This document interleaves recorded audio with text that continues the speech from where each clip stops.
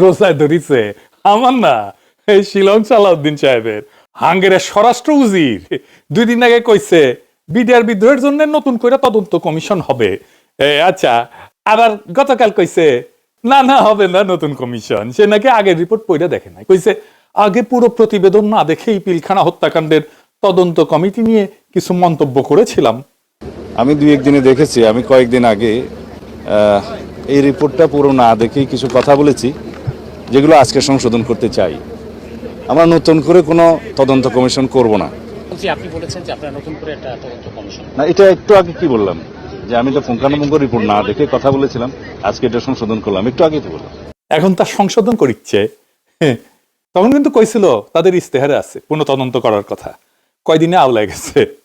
এর আগে কইছিল মব সৃষ্টি করে দাবি আদায় করা বন্ধ, সব বন্ধ হবে, মব কালচার শেষ, ফুল স্টপ। কোথাও যদি এমন ঘটনা করে আমাদের রিয়াকশন হবে অত্যন্ত কঠোর। কিন্তু আজকেই মব কইরা বাংলাদেশ ব্যাংকের গভর্নরের তারায় দেওয়া হইল। দেখেন শিলং সালাউদ্দিন কিছু কইছে এটা নিয়ে, কয় নাই। কঠোর রিয়াকশন হয়েছে, হয় নাই। তার গায়ে হাত দেওয়ার চেষ্টা করা হয়েছে। যে লোকটা বিধ্বস্ত ব্যাংকিং সেক্টরকে ধ্বংসস্তূপ থেকে উদ্ধার করলেন, তারা অপমান করে বের করে দেওয়া হইলো, বিএনপির লোকেরা করেছে। 25 বিলিয়ন থেকে 35 বিলিয়ন করে গেল যে লোকটা রিজার্ভ দেশের, কি অপমানটাই না করলো বিএনপি।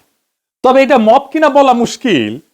ফুন্দের আলো এটারে মব কইছে, আবার একই গ্রুপের দিল্লি স্টার এটারে বিক্ষোভ বলছে। বিক্ষোভ, ওরে বাবা, মানে কোনটারে সে মব বলে কোনটারে বিক্ষোভ বলে, এটা দিয়ে বুঝবেন যে কিভাবে সে ভাষা নির্মাণ করে, সত্য নির্মাণ করে কিভাবে। শয়তানিটা তার কোথায়? মানে ট্রান্সক্রম গ্রুপ আধামমিন হয়েছে। আধামমিনের গল্প জানেন? জানেন না? মৌলানা ভাসানী তো বামপন্থীদের সাথে রাজনীতি করতো, জানেন তো? সেই জন্য ওনারে রেড মৌলানা কওয়া হইতো। উনি বাংলাদেশের আলেম ওলামাদের কাছেও কিন্তু প্রিয় ছিলেন। তো আলেম ওলামাদের একটা অভিমান ছিল মৌলানা ভাসানীর ব্যাপারে, যে মৌলানা আমাদের সাথে রাজনীতি না করে বামপন্থী নাস্তিকদের সাথে রাজনীতি করতেছেন। তো এইটা কিছু হইলো, তো একদিন একদল আলেম ওলামা মৌলানা ভাসানীরে ধরছেন, কইতেছে হুজুর কে আপনি কেন এই নাস্তিকদের সাথে রাজনীতি করতেছেন? তো মৌলানা ভাসানী হাসিয়া কয় সমস্যা কি? আলেম ওলামারা কয় কেন ওরা বলে আল্লাহ খোদা নাই, আপনি ওদের সাথে কেমনে থাকেন বলেন তো হুজুর, এটা সমস্যা না? তো মৌলানা ভাসানী কয় আরে দূর, ওরা আধা মুমিন হয়ে গেছে। ওই আধা মুমিন হয়ে গেছে মানে?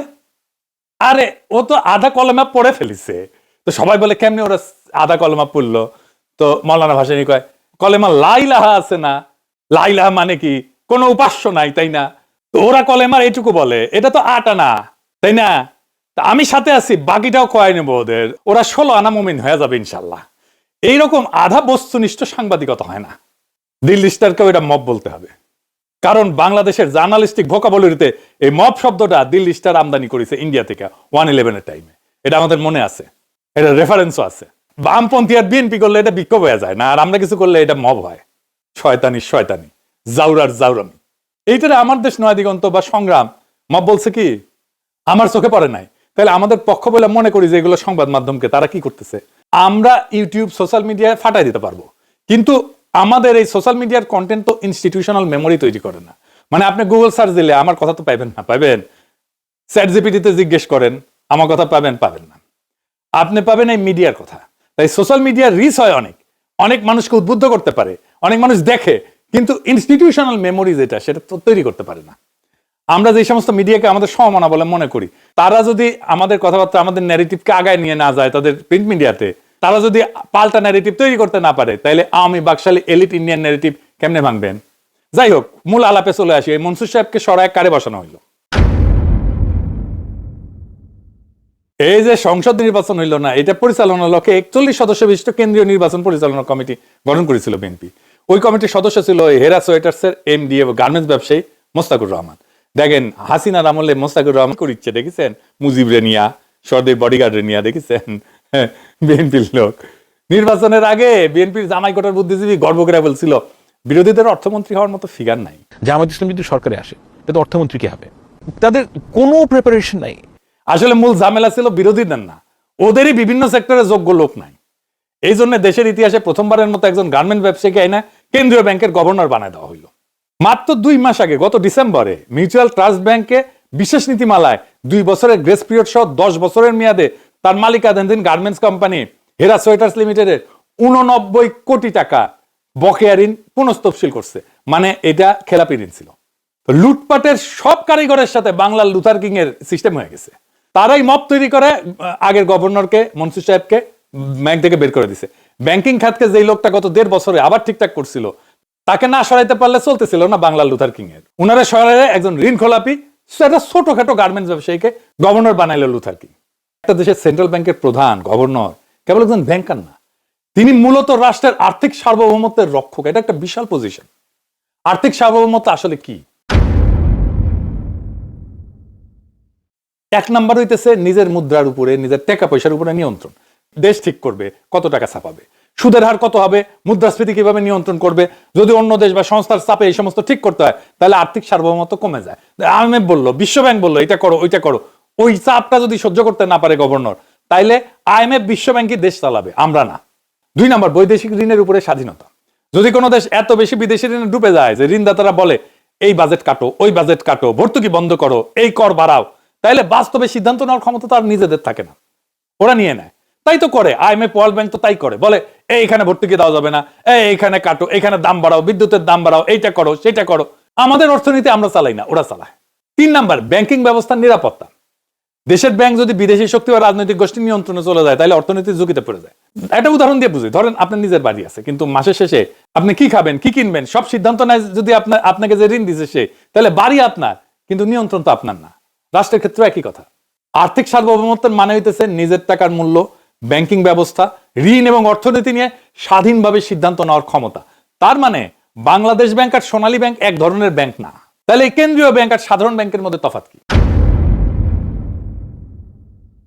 সাধারণ ব্যাংক আমরা এটা প্রত্যেকদিন ব্যবহার করি, আমরা যাইতে পারি ওইখানে, টাকা জমা রাখি, ঋণ নিই, বাড়ি বানানোর লোন নিই বা ব্যবসার লোন দিই, এরা ক্রেডিট কার্ড দেয়, চেক দেয়, লাভ করার জন্য ব্যবসা করে, জনগণকে সেবা দেয়।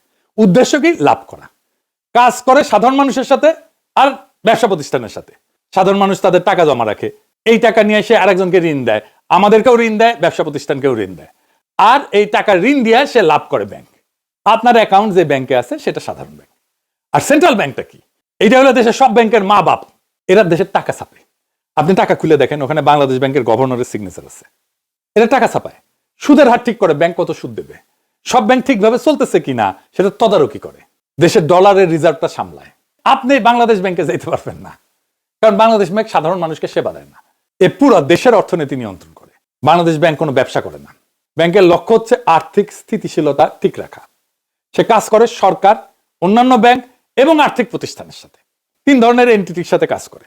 সাধারণ ব্যাংক আপনার টাকার দেখভাল করে, কেন্দ্রীয় ব্যাংক দেশের টাকা এবং অর্থনীতির দেখভাল করে। তা আমরা তাইলে এই লোক হয়েছে তো কি হয়েছে, একজন গেছে আরেকজন আসছে, কি সমস্যা?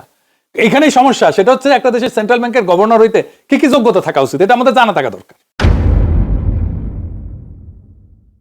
1 নাম্বার টাকার ভাষা বুঝতে পারতে হবে, তিনি যেন ভালোভাবে বোঝেন টাকা কত ছাপলে বাজারে আগুন লাগে, মুদ্রাস্ফীতি হয়, সুদের হার বাড়ানো কমানোর প্রভাব কি, ডলার রিজার্ভ কিভাবে সামলাইতে হয়, ব্যাংক কিভাবে চলে সেটা জানতে হবে, কোন ব্যাংক ঝুঁকিতে আছে, ঝুঁকিতে পড়তে পারে, খেলাপি ঋণ মানে যে ঋণ নিয়ে যে টাকা মেরে দেয়, পাচার করে দেয়, এটা কেন বাড়ে এটা ধরতে পারবে, প্রয়োজনে কঠোর সিদ্ধান্ত নিতে পারবে।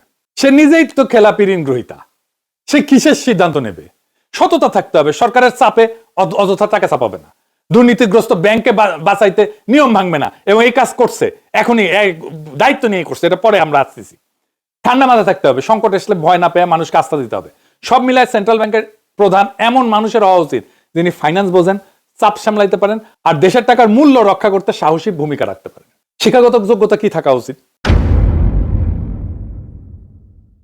অর্থনীতি, ফাইন্যান্স, ব্যাংকিং এ উচ্চশিক্ষা, কমপক্ষে মাস্টার্স, পিএইচডি হলে সবচেয়ে ভালো। ম্যাক্রো ইকোনমিক্স, মুদ্রানীতি, আর্থিক বাজার এই সম্পর্কে গভীর জ্ঞান বা পেশাগত অভিজ্ঞতা থাকতে হবে। এখন আবার আমার ক্ষুদ্র ভাতার ভগিনীরা কবে, দাদা ম্যাক্রো ইকোনমিক্স আবার কি? এটা আমি কলে আগে আমার ভিডিওতে করছিলাম, তাও আজকে একটু বুঝাই দিই। 2টা জিনিস, ম্যাক্রো আর মাইক্রো ইকোনমিক্স। ম্যাক্রো ইকোনমিক্স হলো পুরো দেশের অর্থনীতির বড় ছবিটা দেখা। এটা একজন মানুষের আয় ব্যয়ের হিসাব না, এটা পুরো দেশের আয় ব্যয়, জিনিসপত্রের দাম, চাকরি, টাকা, ঋণ সব একসাথে বোঝা।